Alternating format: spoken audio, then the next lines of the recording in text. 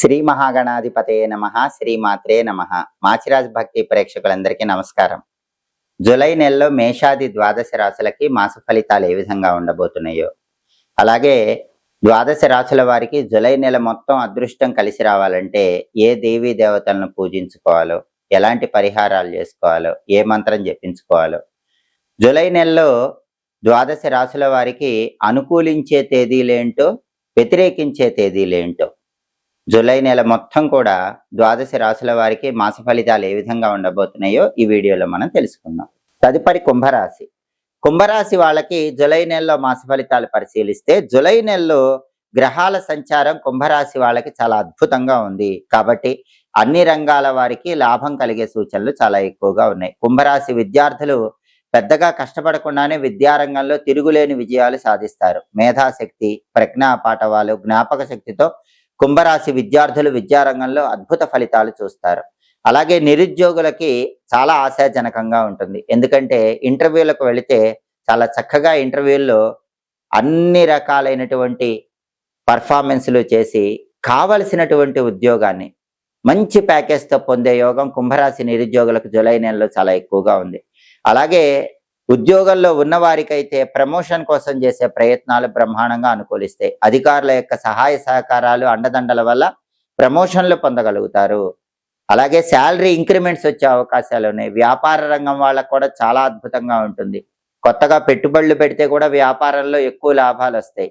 ఉన్న వ్యాపారంలో ఊహించిన దానికంటే రెట్టింపు లాభాలు పొందగలుగుతారు. విద్యారంగంలో, ఉద్యోగ రంగంలో, వ్యాపార రంగంలో కుంభరాశి వాళ్ళు తిరుగులేని విధంగా అద్భుతమైన లాభాలు పొందడానికి జూలై నెలలో అవకాశాలు ఎక్కువగా ఉన్నాయి. అలాగే అన్నింటా జయమే, అంతటా సంతోషమే, ఆరోగ్యం బాగుంటుంది. ఇంతకుముందు అనారోగ్య సమస్యల వల్ల కొన్ని ఇబ్బందులకు లోనైనప్పటికీ ఆ ఇబ్బందులన్నీ కూడా మబ్బులు వీడిపోయినట్లు వీడిపోతాయి. దీర్ఘకాలిక అనారోగ్య సమస్యలు, కారణం తెలియని అనారోగ్య సమస్యలు, వీటన్నిటి నుంచి కూడా ఉపశమనం పొందగలుగుతారు. రెట్టించిన ఉత్సాహంతో, బ్రహ్మాండమైనటువంటి ఆరోగ్యంతో గుర్రంలాగా ముందుకు వెళ్ళిపోవటానికి కుంభరాశి వాళ్ళకి జూలై నెలలో అవకాశాలు చాలా ఎక్కువగా ఉన్నాయి. ఎల్లప్పుడూ నవ్వుతూ, తుళ్ళుతూ, ఆనందంగా కాలాన్ని గడుపుతూ ఉంటారు. అలాగే ఆర్థిక లావాదేవీల్లో ఊహించిన దానికంటే ఎక్కువ సంతృప్తిని పొందుతూ ఉంటారు. మనోధైర్యం పెరుగుతుంది, ఆత్మవిశ్వాసం పెరుగుతుంది. మనోధైర్యంతో కష్టసాధ్యమైన పనుల్లో కూడా అద్భుతమైన విజయాలు పొందగలుగుతారు. అలాగే వాహన సౌఖ్యం ఉంది. పాత వాహనాలు రిపేర్లు చేయించటము, వాటిని కొత్త వాహనాలుగా మార్చటం, ఇలాంటివన్నీ కూడా చేస్తారు. అవసరమైతే కొత్తగా బండి కానీ, కారు కానీ కొనుక్కోవాలనేటటువంటి తలంపు కూడా ప్రారంభమవుతూ ఉంటుంది. సంతాన సౌఖ్యం ఉంటుంది. అంటే వివాహమైనటువంటి కుంభరాశి వాళ్ళు, కొత్తగా వివాహమైన వాళ్ళు సంతానం గురించిన శుభవార్త వింటారు. అలాగే సంతానం ఉన్న కుంభరాశి వాళ్ళు సంతానం జీవితంలో అత్యుత్తమ స్థాయికి చేరటం అనే దాన్ని చూడటం వల్ల ఆనందాన్ని పొందుతూ ఉంటారు. అంటే సంతానం వాళ్ళ కెరీర్లో చాలా తారాస్థాయికి ఎదగటం వల్ల కుంభరాశి వాళ్ళు తల్లిదండ్రులుగా ఆనందాన్ని పొందుతూ ఉంటారు. అలాగే కుంభరాశి వాళ్ళు ప్రయాణాలు చేస్తారు. ఆ ప్రయాణాల వల్ల మంచి ప్రయోజనాలు చేకూరుతూ ఉంటాయి. నూతన రంగాల అభివృద్ధికి కృషి చేస్తూ ఉంటారు. అంటే వాళ్ళు ఉన్న రంగంలోనే కాకుండా కొత్త రంగంలో అత్యుత్తమ స్థాయికి చేరటానికి బాగా కృషి చేసి, ఆ కృషి వల్ల కుంభరాశి వాళ్ళు అద్భుతమైన విజయాలు పొందగలుగుతారు.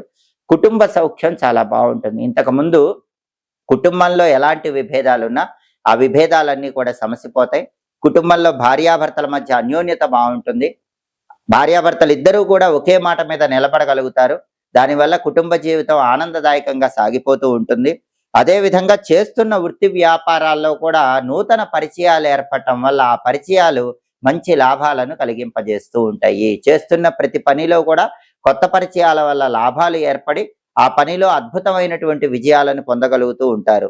కోర్టు తీర్పులు కూడా మీకు అనుకూలంగా వస్తాయి. చాలా కాలంగా కోర్టు వ్యవహారాల్లో ఉన్న కుంభరాశి వాళ్ళకి జూలై నెలలో చక్కటి ఉపశమనం కలుగుతుంది. తీర్పు మీకు అనుకూలంగా రావటం వల్ల పెద్ద మొత్తంలో ప్రయోజనాన్ని పొందే యోగం కూడా కనిపిస్తోంది. అలాగే కుంభరాశి వాళ్ళకి విదేశీయాన ప్రయత్నాలు కూడా చాలా చక్కగా అనుకూలిస్తాయి. చాలా కాలంగా ధనప్రాప్తి కోసం ఎదురు చూస్తున్నటువంటి కుంభరాశి వాళ్ళకి చాలా అద్భుతమైన కాలంగా చెప్పుకోవచ్చు.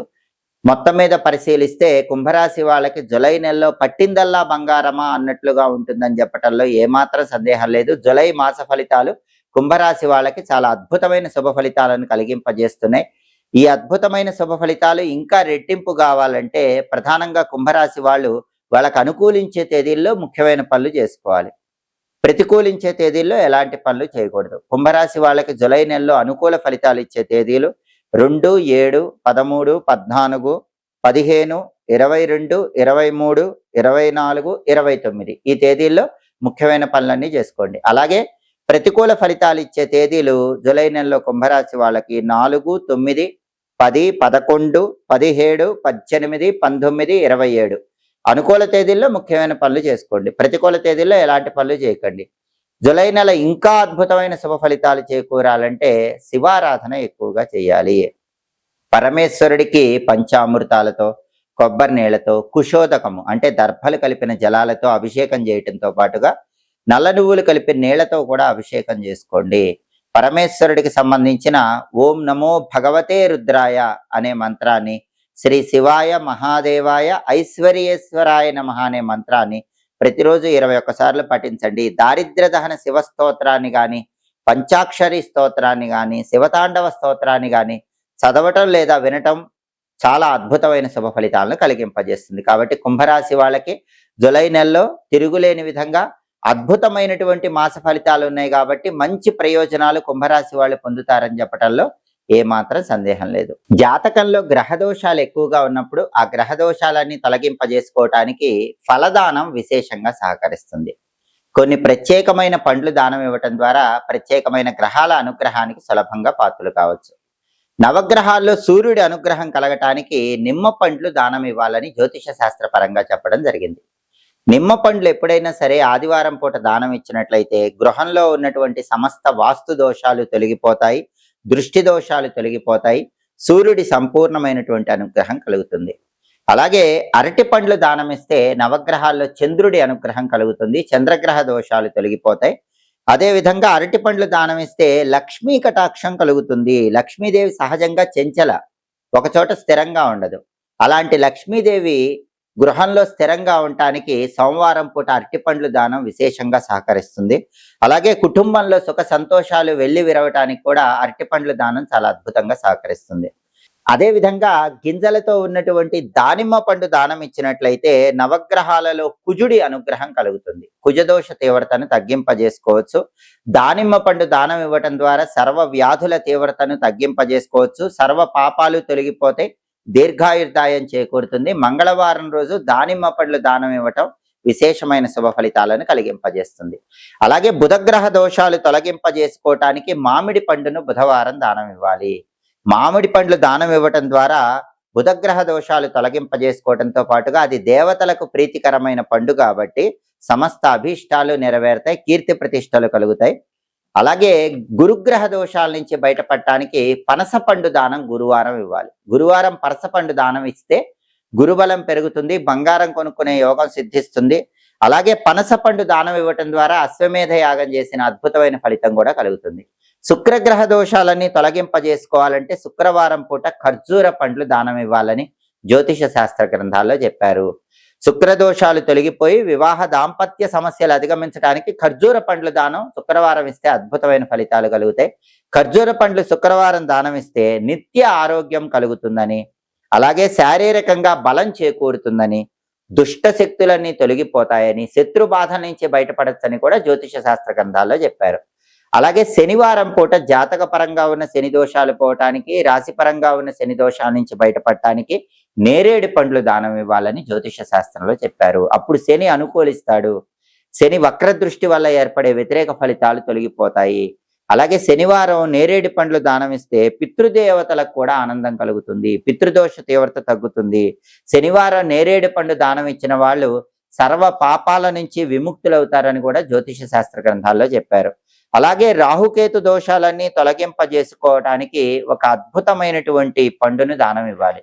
ఆ అద్భుతమైన పండు ఏంటంటే మాదీ ఫలము. మాదీ ఫలం అంటే పుల్లగా ఉండే ఏ పండైనా మాదీ ఫలం అంటారు.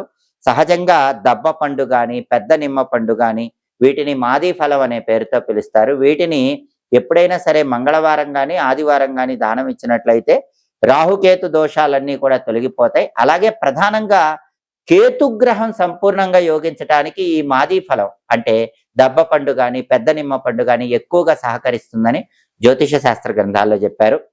ప్రధానంగా ఒక్కొక్కసారి భయంకరమైన రాహుదోషాలు ఉన్నప్పుడు నమ్మిన వాళ్లే వెన్నుపోటు పొడుస్తూ ఉంటారు. దీర్ఘకాలిక అనారోగ్య సమస్యలు ఉంటూ ఉంటాయి. జీవితంలో ఫ్లక్చుయేషన్స్ ఎక్కువ ఉంటాయి. ఒకసారి బాగుంటే ఒకసారి బాగుండదు. అటువంటప్పుడు రాహుదోషాల నుంచి సంపూర్ణంగా బయటపడటానికి ఈ మాదీ ఫలం అంటే దబ్బ పండు, పెద్ద నిమ్మ పండు ఇలాంటివి కాకుండా కొబ్బరికాయ దానం ఇవ్వాలని జ్యోతిష శాస్త్ర గ్రంథాల్లో చెప్పారు. ఎందుకంటే పెద్ద నిమ్మ పండు, దబ్బ పండు మామూలు రాహుదోషాలకి, కేతు దోషాలకి సరిపోతుంది.